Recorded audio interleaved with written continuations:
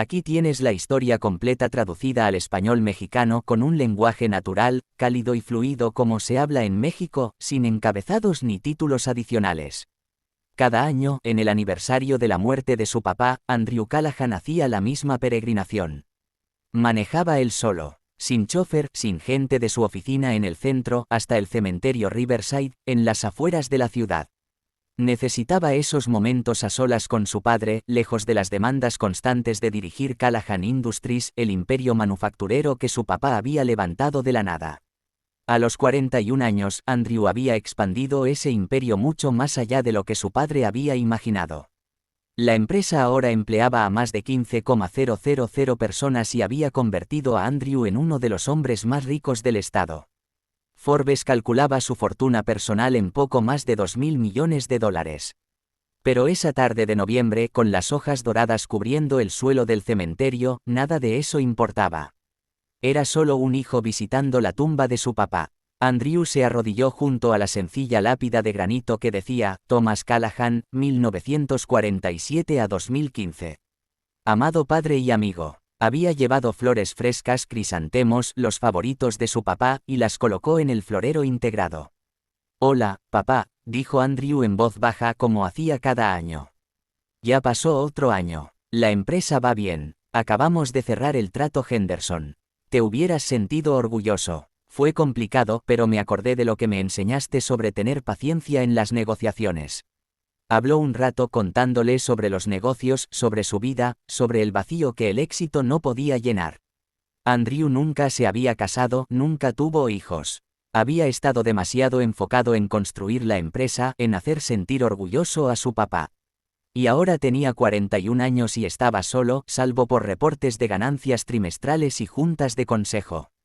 Estaba tan metido en su conversación de un solo lado que no escuchó los pasos que se acercaban hasta que estuvieron muy cerca. Andrew levantó la vista y vio a dos niñas pequeñas paradas a unos pasos mirándolo con ojos solemnes. Eran gemelas idénticas de unos 6 o 7 años con cabello rubio en ondas enredadas que les llegaba más abajo de los hombros. Llevaban sudaderas con capucha gastadas, una verde teal y la otra granate, claramente muy usadas, con manchas de tierra y pequeños rasgones. Su ropa era demasiado delgada para el frío de noviembre y ninguna traía guantes. Sus caritas estaban sucias pero sus ojos eran impresionantes, un azul pálido que parecía demasiado viejo y demasiado triste para unas niñas tan pequeñas. Perdón, dijo Andrew poniéndose de pie. Estoy estorbando. Vinieron a visitar a alguien. Las niñas se miraron entre sí con esa comunicación silenciosa que tienen las gemelas. Luego la de la sudadera teal habló. ¿Es usted el hijo del señor Callahan? Andrew sintió un escalofrío que no tenía nada que ver con el clima. Sí, ¿cómo supieron? La gemela de granate contestó. Lo conocimos. Era nuestro amigo. Su amigo. La mente de Andrew iba a mil. Mi papá conocía a mucha gente por negocios y por filantropía, pero estas niñas parecían sin hogar. No podían tener más de 7 años. Su papá había muerto hacía 6 años. La línea del tiempo no cuadraba. Vinimos a darle las gracias, dijo la primera niña. Venimos cada año. Pero es la primera vez que usted está aquí al mismo tiempo que nosotras. ¿Gracias por qué?, preguntó Andrew confundido. Las niñas se miraron de nuevo y luego volvieron a verlo. La de teal habló, por los sándwiches y las cobijas y por decirle a mamá que era fuerte. Andrew sintió que el mundo se le inclinaba. No entiendo. ¿De qué están hablando? ¿Cómo se llaman? Soy Ivy, dijo la de teal. Ella es Violet. Somos gemelas. Ya veo que son gemelas. Ivy y Violet. Son nombres bien bonitos, pero sigo sin entender qué me están diciendo. ¿Cómo conocieron a mi papá? Violet, la más callada de las dos, habló. Nos encontró en el parque. Vivíamos ahí con mamá. Ella trataba de cuidarnos pero estaba bien difícil. Teníamos mucha hambre. Y un día llegó este señor y se sentó en la banca cerca de nosotras. Traía una bolsa de papel con sándwiches y nos preguntó si teníamos hambre. Ivy siguió con la historia. Mamá dijo que no debíamos aceptar cosas de desconocidos, pero el señor dijo que se llamaba Tom y que le había sobrado mucha comida y no quería que se echara a perder. Volvió al día siguiente con más comida y al otro día trajo cobijas cuando empezó a hacer frío. Nunca le preguntó a mamá por qué vivíamos en el parque. Solo nos ayudaba. Andrew se dejó caer de nuevo de rodillas en el suelo, olvidándose de su traje caro. Mi papá hizo eso, ¿hace cuánto tiempo? Hace mucho, dijo Ivy. Éramos bien chiquitas, como de 3 o 4 años. Mamá dice que fue hace como 6 años, justo antes de que muriera. 6 años atrás, los últimos meses de vida de su papá, cuando estaba débil por el cáncer pero insistía en salir a caminar al parque cerca del hospital donde recibía tratamiento. Andrew había pensado que solo quería mantenerse activo para pelear la enfermedad. Nunca supo que su papá estaba ayudando a una familia sin hogar. Hablaba mucho con mamá, dijo Violet bajito. Le decía que estar sin casa no la hacía mal a mamá, que estaba haciendo lo mejor que podía, que las cosas iban a mejorar. Mamá lloraba cuando le decía eso. Lloraba mucho en ese entonces. Le dio dinero a mamá también, agregó Ivy. Ella no quería aceptarlo, pero él dijo que no era caridad. Dijo que era una persona ayudando a otra persona, y que algún día, cuando estuviéramos grandes y nos fuera bien, teníamos que ayudar a alguien más que lo necesitara. Hizo que mamá se lo prometiera. La visión de Andrew se nubló con lágrimas. Era tan típico de su papá. Los actos de bondad callados que nadie conocía. La creencia de que todos merecían dignidad y respeto sin importar su situación. ¿Dónde está su mamá ahora?, preguntó Andrew mirando alrededor del cementerio. Vino con ustedes. Las caritas de las niñas se entristecieron. Los ojos de Ivy se llenaron de lágrimas. Mamá murió el mes pasado. Se enfermó y no pudimos pagar el hospital y luego ya fue demasiado tarde. Andrew sintió como si le hubieran dado un puñetazo en el pecho. ¿Quién las está cuidando? ¿Dónde viven? Estamos en una casa de acogida, dijo Violet. Está bien. La señora es buena pero es temporal. Están tratando de encontrarles un hogar permanente, pero nadie quiere gemelas y nosotras no nos vamos a separar. Se lo prometimos a mamá. Así que tal vez tengamos que quedarnos en casas de acogida hasta que seamos grandes, dijo Ivy con una resignación que le partió el corazón a Andrew. Eso dijo la trabajadora social. Pero está bien, al menos estamos juntas. Andrew miró a esas dos niñas. Imágenes idénticas la una de la otra, tomadas de la mano y tratando de ser valientes. Su papá las había ayudado a ellas y a su mamá hacía 6 años, les había mostrado bondad cuando el mundo les había dado la espalda. Y ahora su mamá ya no estaba y ellas estaban solas. Cuéntenme de su mamá, dijo Andrew con suavidad. ¿Cómo se llamaba? Rachel, dijo Violet. Rachel Montgomery. Era maestra pero luego se enfermó. Tenía algo en la cabeza que la ponía triste todo el tiempo y perdió su trabajo. Trató muy duro de cuidarnos pero todo salía mal. Así terminamos en el parque. Y ahí nos encontró mi papá. Nos salvó, dijo Ivy simplemente. El dinero que le dio a mamá, ella lo usó para meternos a un albergue. Y luego se mejoró. Sus medicinas para la tristeza empezaron a funcionar mejor y consiguió trabajo y un departamento. Tuvimos 3 años buenos antes de que se enfermara otra vez. Pero no hubiéramos tenido esos años sin el señor Callahan. Por eso venimos aquí cada año a darle las gracias. Mamá nos traía cuando podía y ahora venimos solas. Solas. La voz de Andrew se agudizó. Vinieron caminando desde la casa de acogida. Las niñas asintieron. No está tan lejos, dijo Ivy. Y lo prometimos. Tenemos que darle las gracias. Andrew sacó su celular. ¿Cómo se llama su trabajadora social? ¿Y en qué casa de acogida están? Las niñas le dieron la información y Andrew hizo 2 llamadas. Una a la trabajadora social, explicando dónde estaban las niñas y que él las llevaría de vuelta personalmente, y otra a su asistente, pidiéndole que le cancelara la agenda el resto del día. Vengan, dijo Andrew poniéndose de pie y extendiendo las manos. Las llevo de regreso y de camino quiero oír más sobre su mamá y sobre mi papá. El camino de regreso duró 40 minutos y las niñas hablaron todo el tiempo. Le contaron de los sándwiches que su papá les llevaba, siempre de pavo con queso porque eso les gustaba, de las cobijas calientitas cuando las noches se ponían frías, de cómo se sentaba con su mamá y le contaba historias de su vida, de su hijo que trabajaba tanto, de la empresa que había construido. Le hablaba de usted a mamá, dijo Violet desde el asiento de atrás. Decía que usted era un buen hombre que se había olvidado de ver a la gente. Que veía hojas de cálculo y márgenes de ganancia, pero había dejado de ver a las personas detrás de los números. Decía que le preocupaba. Andrew apretó más fuerte el volante. Era cierto. Su papá se lo había dicho de diferentes formas en esos últimos meses, pero Andrew había estado demasiado ocupado con adquisiciones y expansiones para escuchar de verdad. Decía que necesitaba recordar que cada número en una hoja de cálculo representaba a una persona real con una vida real, agregó Ivy. Decía que eso era lo que convertía a un buen empresario en uno grande. Recordar la humanidad. Llegaron a la casa de acogida, una casa bien cuidada en un barrio de clase trabajadora. La mamá de acogida, la señora Chen, salió aliviada y un poco nerviosa. Niñas, me tenían muy preocupada. No pueden irse así sin decirme. Perdón, señora Chen, dijeron las gemelas al unísono. Teníamos que visitar a nuestro amigo. Andrew se presentó y explicó la situación. La señora Chen lo invitó a pasar por un café y, mientras las niñas se cambiaban a ropa limpia, le contó más sobre su caso. Son unas niñas maravillosas, dijo la señora Chen. Inteligentes, amables, bien portadas. Pero tiene razón, es difícil colocar gemelas. La mayoría quiere un solo niño y ellas se niegan a separarse. Han pasado por tanto, perder a su mamá, la inestabilidad de antes.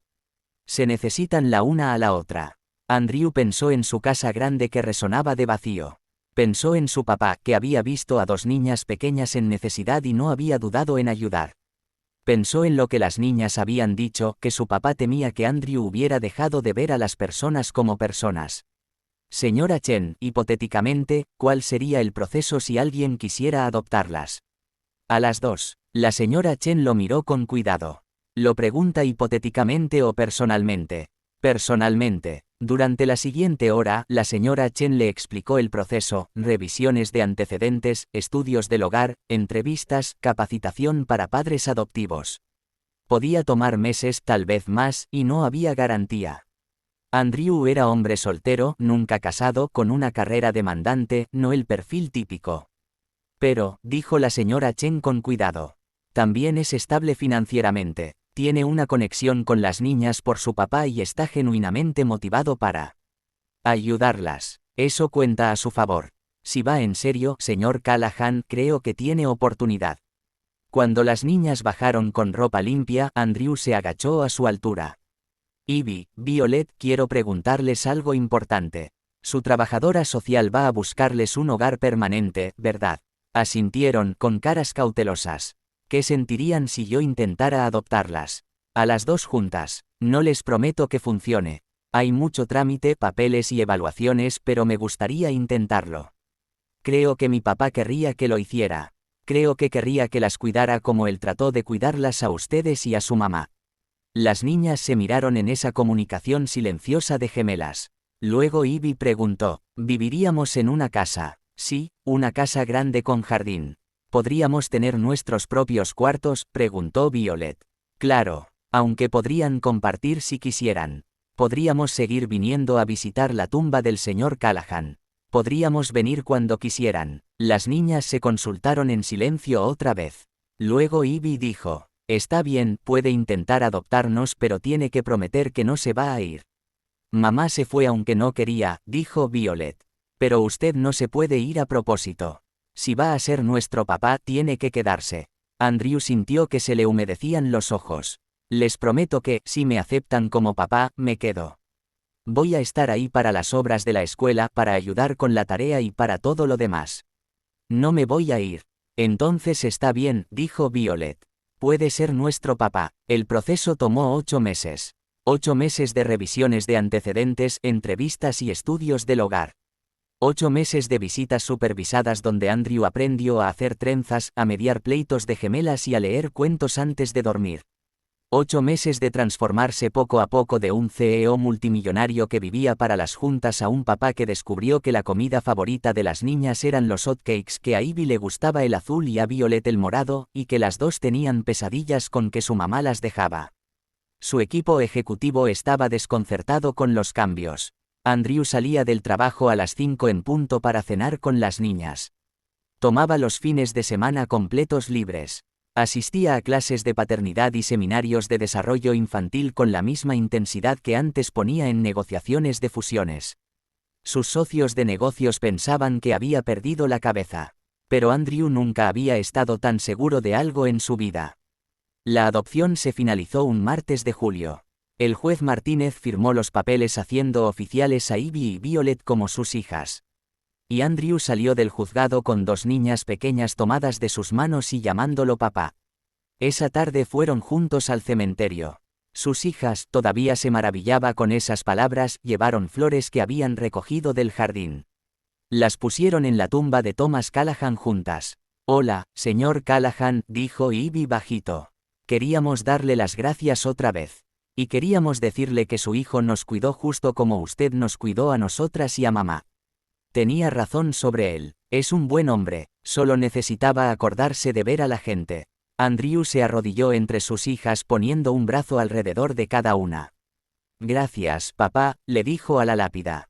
«Gracias por enseñarme qué es lo que realmente importa. Gracias por ver a estas niñas y a su mamá cuando todos los demás volteaban para otro lado.